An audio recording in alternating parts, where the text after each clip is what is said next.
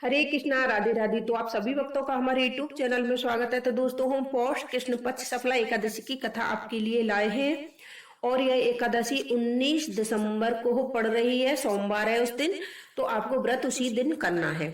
तो कथा विधि इस प्रकार है। युधिष्ठिर ने प्रश्न किया, हे मधुसूदन, पौष कृष्णा एकादशी का नाम क्या है और उस दिन किस देवता की पूजा की जाती है, यह मुझे विस्तार से कहिए। भगवान श्री कृष्ण कहने लगे कि हे धर्मराज, एकादशी व्रत से मैं जितना प्रसन्न होता हूँ उतना अधिक दक्षिणा पाने वाले यज्ञ से भी नहीं होता। अतः इसे अत्यंत भक्ति और श्रद्धा से युक्त होकर करें। हे राजन, अब द्वादशी युक्त पौष कृष्ण एकादशी का महत्व सुनो। इस एकादशी का नाम सफला एकादशी है। इस एकादशी को भगवान नारायण की पूजा की जाती है। व्रत को विधि पूर्वक करना चाहिए। जिस प्रकार नागों में शेषनाग, पंछियों में गरुड़, सब ग्रहों में चंद्रमा, यज्ञों में अश्वमेध यज्ञ और देवताओं में भगवान विष्णु श्रेष्ठ है, उसी तरह सब व्रतों में एकादशी का व्रत श्रेष्ठ है। जो मनुष्य सदैव एकादशी का व्रत करते हैं वह मुझको परम प्रिय है। इस सफला एकादशी के व्रत की विधि इस प्रकार है। ऋतु के अनुकूल फल, नारियल, नींबू, नवेद आदि 16 चीजों से भगवान नारायण की पूजा करें तथा रात्रि को जागरण करें। इस एकादशी के व्रत के समान यज्ञ, तीर्थ, दान, तप तथा और कोई दूसरा व्रत नहीं है।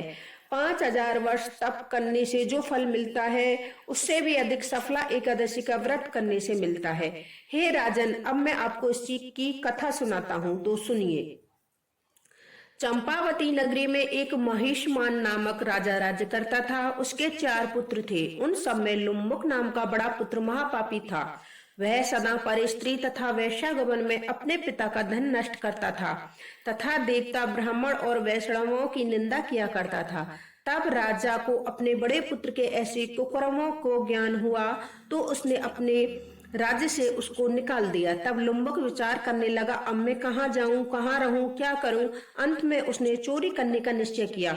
वह दिन में वन में रहता और रात को अपने पिता की नगरी में ही चोरी करता तथा अन्य कुकर्मों को करता रहता था। वह वन में रहकर पशु आदि मारकर खा जाता।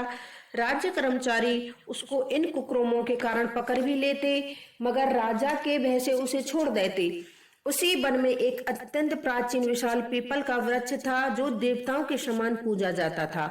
उसी वृक्ष के नीचे लुम्पुक रहता था। कुछ समय पश्चात पौष कृष्ण पक्ष की 10वीं के दिन वह वस्त्रहीन होने से शीत के कारण सारी रात्रि सो नहीं सका और उसके हाथ पैर अकड़ गए। वह रात्रि उसने बड़ी कठिनाई से व्यतीत की और सूर्योदय होने पर भी मूर्छित पड़ा रहा।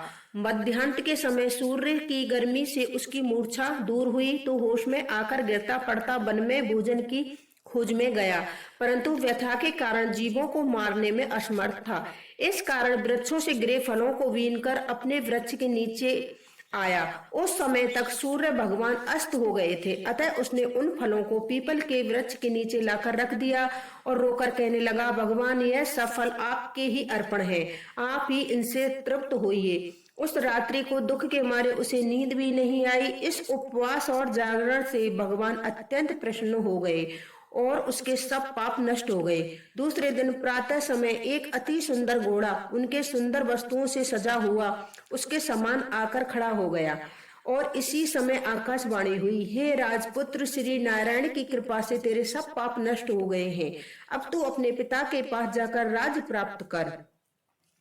आकाशवाणी सुनकर लुम्पक बड़ा प्रसन्न हुआ और दिव्य वस्त्र धारण करके भगवान आपकी जय हो, आपकी जय हो ऐसा कहकर अपने पिता के पास गया। उसने संपूर्ण कथा सुनाई। कथा सुनकर उसके पिता ने ही बड़ी प्रसन्नता से उसे समस्त राज्य का भार सौंपकर वन को प्रस्थान कर लिया।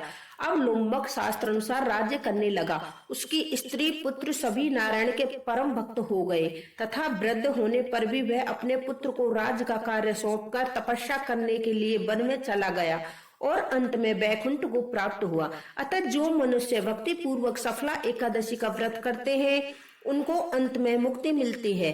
जो मनुष्य इस सफला एकादशी का व्रत नहीं करते वे पूंछ और सींगों रहित पशु के समान है।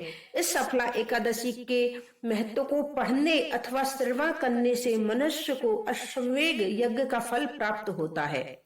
फलहार, इस दिन तिल और गुड़ का सागर लिया जाता है। दूध से बनी मिठाइयाँ, दूध, फल, मेवा ले सकते हैं। राधे राधे दोस्तों।